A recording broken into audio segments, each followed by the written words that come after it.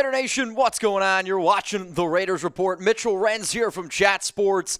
And coming up on today's show, we're going to be talking about these three dudes over here. What's the latest going on around Derek Carr? Jimmy Garoppolo, is he coming to Las Vegas? I'll tell you whether or not I like that. And then the latest on Aaron Rodgers and his darkness retreat. So the terms of what's the latest on Derek, honestly, there's really nothing new on Derek Carr. These are the tweets that really broke all the news that happened yesterday right before the Super Bowl, which I put out a video yesterday. Maybe you checked it out, maybe you didn't. And if you were just focused on Super Bowl 57, here's everything that you need to know. Ian Rappaport, Raiders quarterback Derek Carr, has informed the team he won't accept a trade to the Saints or any other team. The team is expected to release him, and he'll be on top, and he'll be a top free agent. Tom Pelissero said that the Saints and the Raiders had the framework of a trade in place for Derek Carr, but his contract, which was fully guaranteed him $40.4 million as of 4 p.m. Eastern Time Tuesday, which I actually think that that's not right. I think he actually means Wednesday, was an issue. Carr's no-trade clause give him power to veto any deal and effectively force his release. Rappaport then said the first big domino of the offseason, Derek Carr wanted to speak with teams and is now he will. Las Vegas moves on and is free from his contract. So the Raiders haven't cut him yet, so I do want to make that very clear. But also, you do need a reminder. Hit your subscribe button, turn on those notifications, because when the Raiders do finally cut Derek Carr, we're going to be going live. We're going to be celebrating because I'm sorry for a lot of people out there. Derek never won anything, and the best thing that this Raiders organization can do is moving on from D.C. So I'm telling you right now, I'm going to be celebrating when the Raiders do officially cut Derek Carr, so join the party. Now, the other top story going on right now around the Silver and Black involves Jimmy Garoppolo. And could Jimmy G be the answer for the Raiders at quarterback? There's a report swirling around right now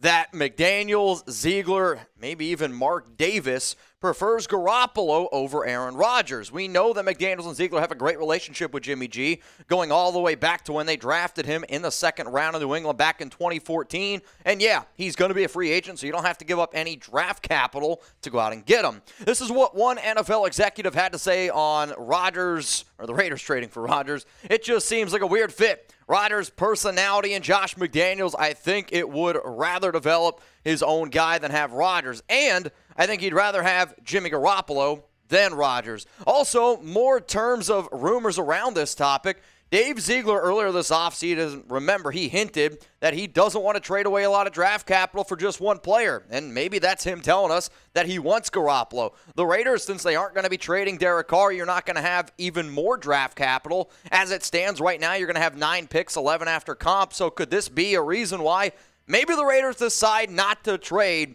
for Aaron Rodgers? So this is what I want to know from all y'all. This is going to be the pinned comment on today's show, which means you're going to get hit with the YouTube ad break. While the ad is playing, I want you to scroll on down and let me know, do you want the Raiders to sign Jimmy Garoppolo? Give me a yes or give me a no. After the ad break, my answer. My answer is absolutely freaking not. I honestly believe this. Worst case scenario is if the Raiders signed Jimmy Garoppolo in 2023. If it was Mitch, what's the worst thing possible? Maybe actually keeping Derek Carr would be the worst thing possible. But going with Jimmy Garoppolo in 2023, I'm telling you right now, grab your pitchforks, get some fire. We might stomp our way down to Las Vegas, and I know Brandon Jasper and I are going to be looking for frickin' McDaniels and Ziegler. Coming up next here on the Raiders Report, 5 reasons why the Raiders should not sign Jimmy Garoppolo. I mean, I don't know how else I can sit up here and just pound on the table, knock on wood if you're with me, that the Raiders should not do this. Before I do, today's show is presented by LinkedIn Talent Solutions. We got to be able to face the fact Derek Carr was not the right man for the job, and I have the utmost respect for LinkedIn, because if it wasn't for them, I wouldn't be here right now. I don't think Seeps would be here either. So if you are a small business owner, you should trust LinkedIn. Go to linkedin.com/NFL Daily. These days, every new potential hire can feel like a high-stakes wager for your small business. You want to be 100% certain that you have access to the best qualified candidates available. That's why you have to check out LinkedIn Jobs. LinkedIn Jobs helps you find the right people for your team faster and for free. Simple tools like screening questions make it easy to focus on candidates with just the right skills and experience so you can quickly prioritize who you'd like to interview and hire. LinkedIn Talent Solutions helps you find qualified candidates you want to talk to faster. Post your job for free at linkedin.com/NFL Daily. That's linkedin.com/NFL Daily to post your jobs for free.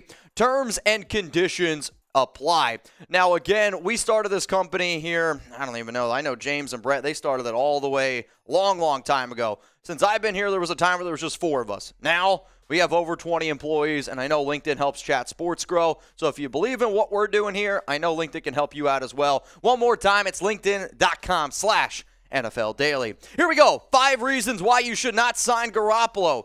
You don't need another game manager.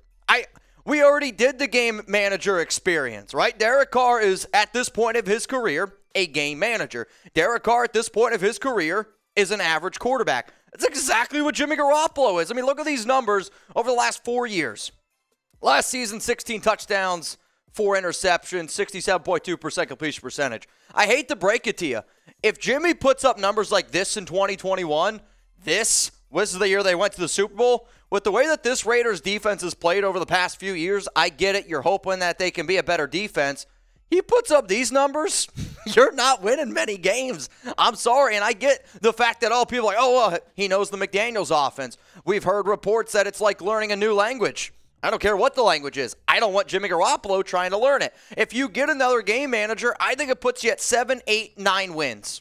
Carr and Garoppolo, to me, at this point in their careers, are the exact same. Why would you try to do the exact same thing after you already saw it fail? Try to do it again. I'm really hoping that McDaniels' head doesn't get too big on this one and looks himself in the mirror as like, bringing in Garoppolo does not make sense, because if you're the Raiders and you win 7, 8, 9 games, that puts you in the worst spot possible for 2024, because then you can't even get a good quarterback. Like, if you want to go and sign a guy, you might as well just get somebody like frickin' Jarrett Stidham, stink, and then hope that you get somebody like Caleb Williams or Drake May in next year's draft. 7 to 9 wins is the worst possible scenario for what you'd be looking at. But my question to you is this, because I said Carr and Garoppolo to me are basically the exact same quarterback. But which one do you think's better with McDaniels? If I had to say, all right, we've already seen Derek Carr 1 year with Josh McDaniels. 24 touchdowns, 14 interceptions. Do you think at this point in their career, because they're both about 31, 32 years old, do you think Jimmy Garoppolo would be better? Let me know. Type DC for Carr, JG for Jimmy Garoppolo. Now, we still got some more takes coming up here in terms of why the Raiders should not keep or not bring in Garoppolo on the free agent market. Next reason is this. He's just too injury prone. I mean, if you could promise me that he's going to play an entire season, okay, like maybe somebody could be interested in that. But even if you were to guarantee me he's going to play an entire year, I don't want him. And then you put on top of all the games that this man has missed since being a quarterback of the San Francisco 49ers. I mean, when they gave him his contract, it was like 5 years, $127 million. Kind of similar to what Carr got, right?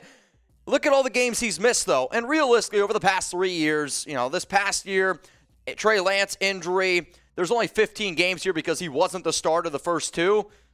It's way too many missed games at a position that, let's face it, you need your quarterback out there. You do. Next one. I don't think he's going to be all that cheap. There's a lot of people that'll say, oh, he's not going to cost all that much. And if I'm Garoppolo and I'm his team, I look at my recent success in the playoffs, and I say, hey, I think I deserve to be paid like a quarterback. I will admit, I think Spotrac had a few too many Hennessy shots when they did his market value, because they project him at $34.9 million a year. They project his contract to be 4 years, $139 million. I'm telling you right now, I wouldn't give Garoppolo over $10 million a year. And I'll explain why that is, but this isn't, not that I don't respect Jimmy G. This is the Raiders and where they are currently at as a franchise. You can't give a mediocre quarterback $34.9 mil. Hey, if I was just going to pay $34.9 mil for a QB,